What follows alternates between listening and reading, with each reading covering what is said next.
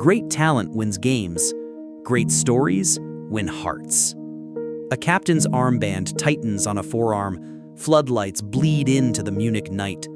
Frank Lampard lifts the big-eared trophy, voice cracking as blue confetti rains down. Cut. Years later, he walks down a tunnel in silence, coat collar up, headlines screaming behind him. How does the man who dragged Chelsea to immortality become the manager forced to step away from the very club he made history with? This is the paradox of Frank Lampard, the most unlikely goal machine from midfield, and the legend whose return to the bridge asked whether greatness on the pitch guarantees greatness on the touchline. What defines a football legend? Is it the trophies they win, the records they break, or the way they are remembered long after the roar of the crowd fades? Frank Lampard forces us to confront that question. He wasn't the fastest, nor the most gifted dribbler, and in his youth he was ridiculed as Fat Frank, accused of making it in football only because of his family name. And yet, against every doubt, he became the greatest goal scorer in Chelsea's history, an almost unthinkable feat for a midfielder. 211 goals, countless moments of salvation, and the eternal respect of Stamford Bridge. But Lampard's story is not just one of numbers. It is one of resilience, of turning criticism into fuel, and of proving that work ethic can triumph over natural talent. He became the face of Chelsea's rise under Roman Abramovich and Jose Mourinho, the heartbeat of a generation that took the club from perennial challengers to kings of England and eventually Europe.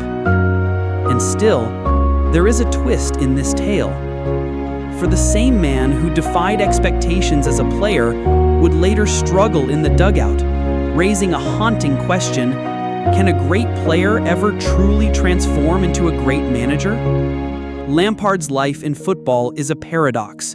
Glory and heartbreak, triumphs and tragedy, legacy and doubt, all intertwined in the journey of one man. Frank Lampard's journey is not just the tale of a footballer. It is a battle against perception. He was born into privilege, yet fought accusations of nepotism. He lacked flair, but rewrote the record books. He delivered Chelsea's greatest nights, but later endured its cruelest rejection. The heart of this story lies in one question: what does it cost to build a legacy? For Lampard, the reward was immortality at Stamford Bridge, his name sung by millions. But the price was the heartbreak of discovering that even legends are not untouchable when the roles change. This is the untold story of Frank Lampard, a man who conquered the pitch, but whose second act reminds us that football is as merciless as it is glorious. Frank James Lampard was born on June 20, 1978 in Romford, East London, into a family where football was not just a pastime, but a profession.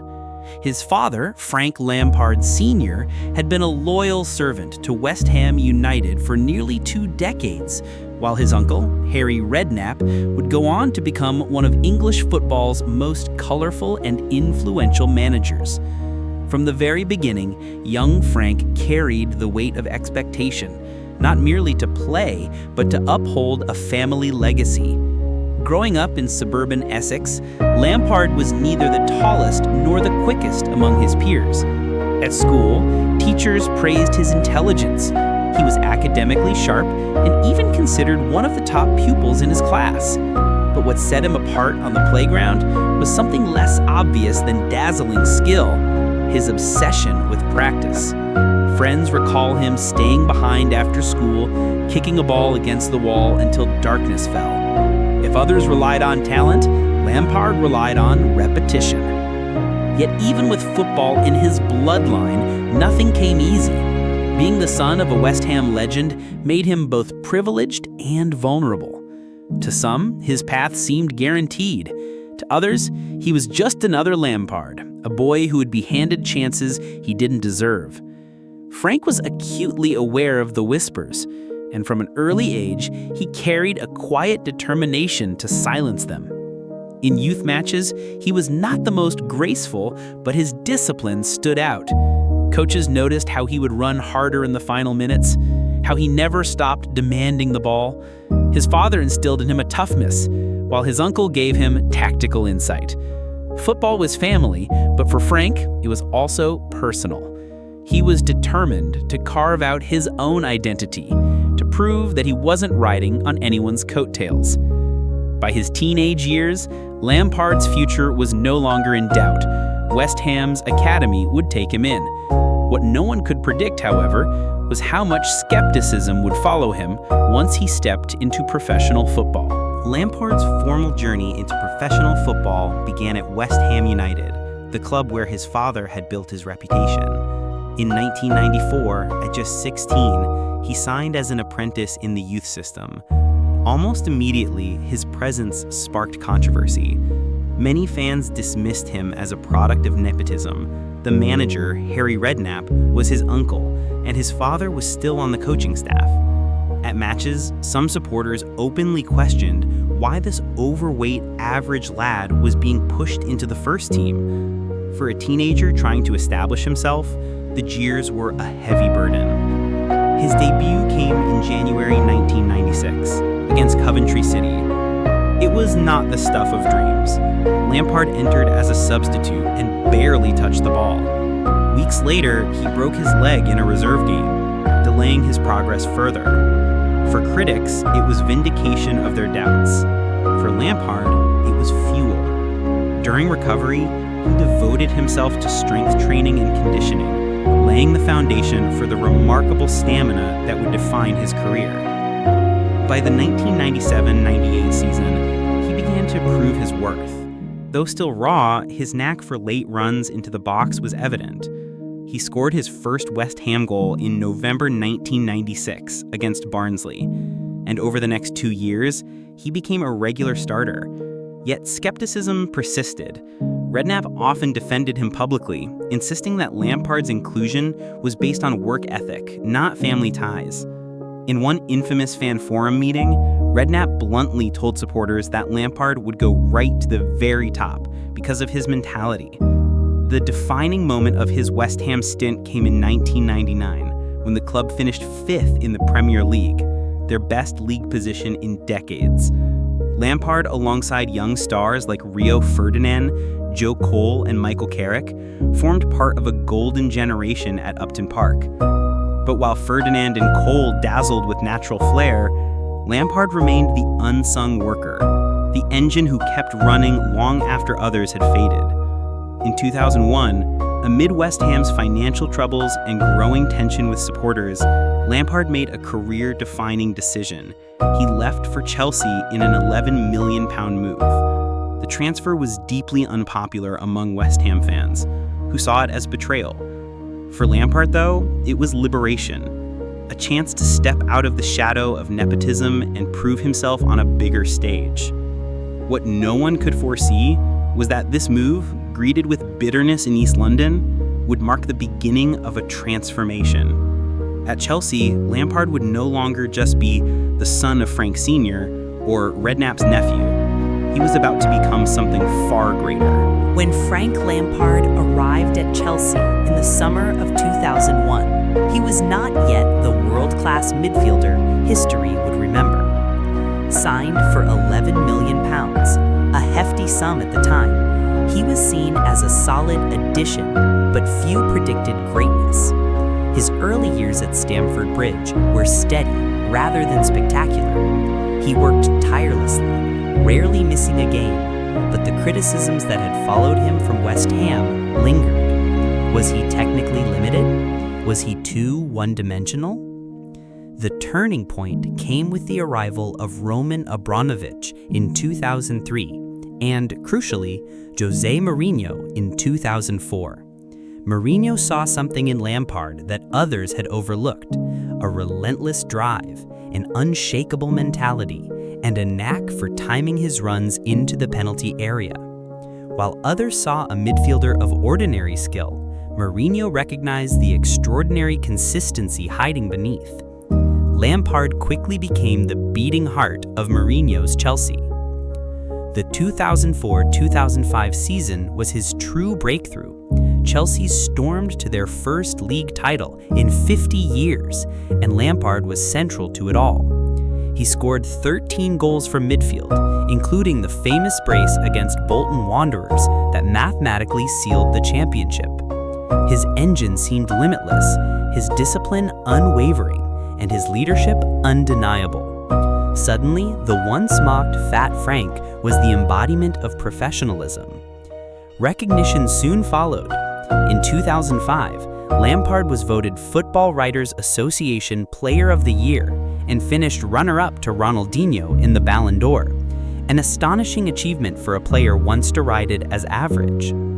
That year, he scored in the Champions League against Barcelona, lashed in 30-yard thunderbolts in the Premier League, and rarely missed a minute of action. His streak of consecutive appearances, 164 league games between 2001 and 2005, spoke to his durability and obsession with preparation. Media outlets that had once questioned him began to praise his transformation. Pundits marveled at his ability to arrive in the box at the perfect moment, to score not just tap-ins, but decisive goals in high-pressure situations. He wasn't flashy, but he was ruthlessly effective. And fans began to understand that Lampard represented something more than just talent. He was the product of sheer will, discipline, and resilience. For Lampard himself, those years were vindication. Every training ground hour, every insult he had swallowed, every accusation of nepotism, it all crystallized into fuel for this moment. He was no longer the doubted youngster at West Ham. He was the cornerstone of a new Chelsea, one that would redefine English football in the 2000s. But as Lampard's star rose, so did expectations. Chelsea was becoming a superpower, and with greatness came pressure. Could Lampard maintain this level season after season? Could he guide the club not only to domestic dominance, but also to the elusive prize of Europe? The questions loomed large, and the answers would shape the next chapter of his career, one where Frank Lampard would etch his name not just in Chelsea's history, but in the very fabric of the Premier League. The years that followed Lampard's breakthrough under Jose Mourinho were not just successful, they were transformative, both for Chelsea and for English football. From 2004 to 2012, Lampard stood at the very heart of a Chelsea side that dominated domestically and finally conquered Europe. This was his golden era, the stretch of time when his name became synonymous with consistency, goals, and leadership. Between 2004 and 2010, Lampard delivered numbers that were almost unheard of for a midfielder. Double-digit goals every season, often eclipsing the output of strikers. In the 2009-10 campaign, he reached his statistical peak, scoring 22 Premier League goals and providing 14 assists as Chelsea lifted the title with a record 103 goals. For context, he wasn't playing as a forward. He was a box-to-box midfielder, orchestrating play while simultaneously arriving in the right place at the right time. It was this uncanny timing, almost a sixth sense, that separated him from his peers. If Gerrard was fire and Scholes was finesse, Lampard was calculation, a football mathematician who knew when to gamble, when to shoot, and when to pass. Critics who once doubted his technique now marveled at his flawless penalty record, his thunderous long-range strikes, and his composure under pressure. He became the man Chelsea fans trusted most in decisive moments. One of the most symbolic goals of his career came in April 2005 against Bolton Wanderers.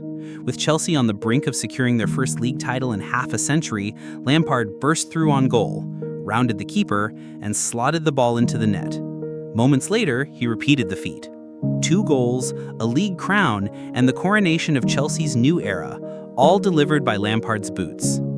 For supporters, it wasn't just history, it was destiny, fulfilled by a man who had once been told he wasn't good enough. But domestic dominance wasn't enough. The great obsession for Chelsea and for Lampard became the Champions League. Time and again, heartbreak struck. The semi-final loss to Liverpool in 2005 with the infamous ghost goal, The penalty shootout defeat in the 2008 final against Manchester United, where John Terry slipped. Lampard himself scored in Moscow that night, dedicating the goal to his mother, who had passed away only weeks before. It was a moment of raw humanity. Lampard the son, Lampard the grieving man, delivering under the most crushing emotional weight. Still, fate seemed cruel. Year after year, Europe's greatest prize slipped away, until 2012. Munich, Allianz Arena. Chelsea, battered and depleted, faced Bayern Munich in their own stadium. With captain John Terry suspended, it was Frank Lampard who wore the armband. The match was pure drama. Bayern dominated, took the lead late, and looked destined to lift the trophy. But Didier Drogba equalized with minutes to spare. In extra time, Petr Cech saved a penalty. And when the shootout came, it was Lampard who stepped forward as Chelsea's emotional anchor. He converted his penalty with cold precision, steadying a team on the edge of collapse. Minutes later, Drogba struck the winning kick, but it was Lampard who hoisted the trophy, tears streaming, the culmination of a decade of resilience and heartbreak. That night, Lampard was more than a goal scorer. He was the embodiment of Chelsea's spirit, resilient, unyielding, and finally rewarded. Munich 2012 became the defining moment of his career, the summit of his peak years. Off the pitch, Lampard was admired for his professionalism. He was never the loudest in the dressing room, but he led by example. Younger players like John Obi Mikel and Michael Essien often spoke of his influence, how his daily habits and training set the standard. He was also widely respected across England. Opposing fans might not have loved him, but they acknowledged his greatness. Even Alex Ferguson once admitted that Lampard was one of the most consistent midfielders he had ever seen. By 2013, Lampard had overtaken Bobby Tambling to become Chelsea's all-time leading scorer with 211 goals. For a midfielder to achieve that was staggering, a testament to 2 decades of dedication.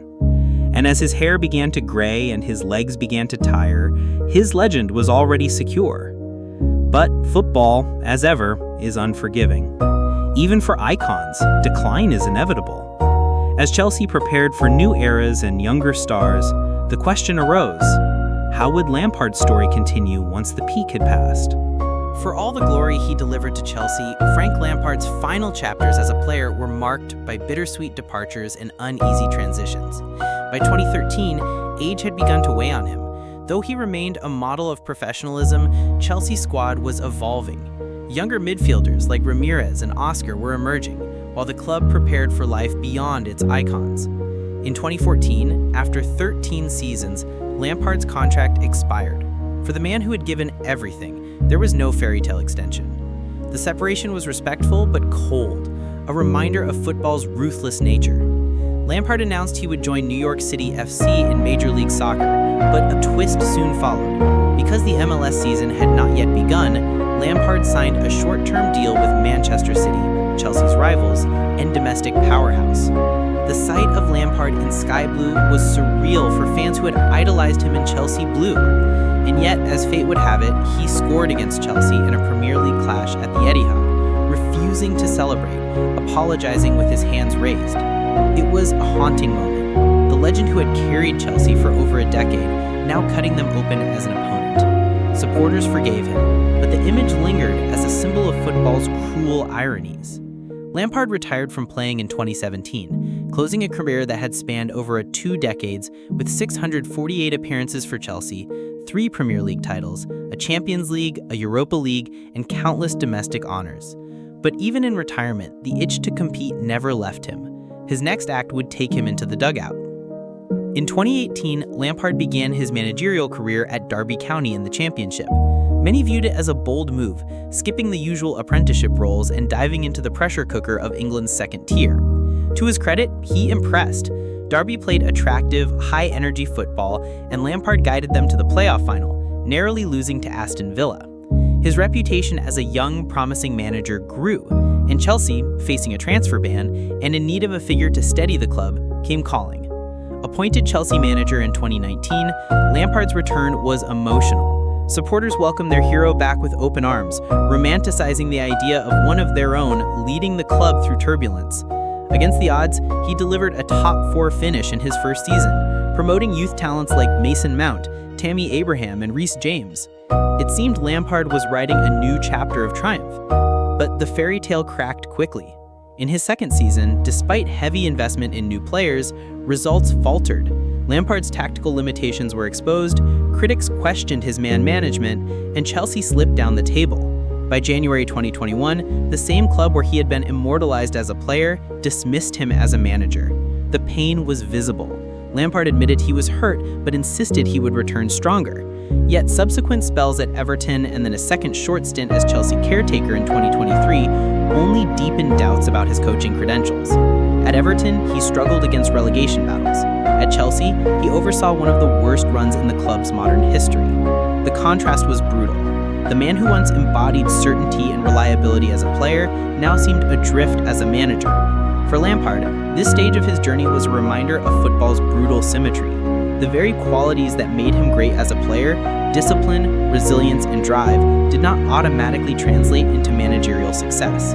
He had scaled the highest peaks, but now he faced valleys of disappointment. And yet, within these setbacks lies another layer to his legacy. Lampard's failures on the touchline did not erase his greatness on the pitch. Instead, they added complexity to his story, proof that even legends are human, that even icons can stumble when chasing a second dream. Frank Lampard's legacy is one of both triumph and contradiction. On the pitch, his record speaks louder than any criticism ever could. Chelsea's all-time leading goalscorer with 211 goals, 3 Premier League titles, 4 FA Cups, 2 League Cups, a Europa League, and the Holy Grail, the Champions League in 2012. He redefined what it meant to be a midfielder, proving that intelligence, preparation, and sheer willpower could elevate a player beyond natural limitations. For over a decade, he was Chelsea's heartbeat, the embodiment of consistency in an era of constant change. And yet, his story cannot be told without its shadows. His managerial career has, so far, been a reminder that greatness on the pitch does not guarantee greatness on the sidelines. The very club that immortalized him as a player dismissed him as a coach, leaving a scar that even the most passionate supporters could not ignore. But perhaps this duality is what makes Lampard's story truly human. He is not just a statue outside Stamford Bridge, frozen in glory. He is also a man who dared to take risks, who faced failure head-on, and who continues to chase the game he loves. In the end, Lampard's legacy is secure. He will always be remembered as one of the Premier League's greatest midfielders, a Chelsea legend, and a symbol of resilience. Whether history will also remember him as a successful manager remains uncertain. But as a player, his place among football's immortals is beyond question. Frank Lampard's journey reminds us of a simple truth. Greatness is never one-dimensional. On the pitch, he defied every doubt to become Chelsea's eternal legend. Off it, he has faced the harsh realities of football's unforgiving nature. And that is why his story endures, not because it is perfect, but because it is real. If you've made it this far, thank you for watching. Don't forget to subscribe to the channel and join us as we continue to uncover the untold stories behind the Premier League's greatest icons. Next time, we'll dive into the legacy of another Titan, one whose career was defined by both glory and heartbreak.